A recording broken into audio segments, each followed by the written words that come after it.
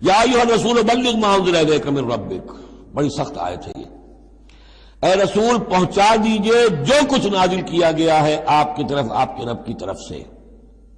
وَإِن لَّمْ تَفْعَلْ، اور اگر بالفرض آپ نے ایسا نہ کیا، فَمَا بَلَّغْتَ رِسَالَتَهْ، تو آپ اس کی رسالت کا حق ادا نہیں کریں گے۔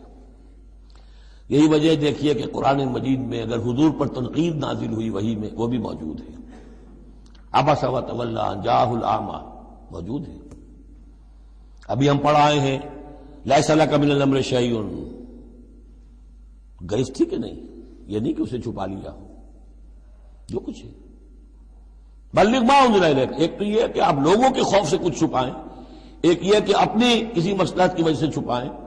کوئی شے بھی اگر جان بوجھ کر چھپا لی تو گویا کہ آپ فریضہ رسالت کی ادائیگی میں کوتاہی کا ثبوت دیں گے۔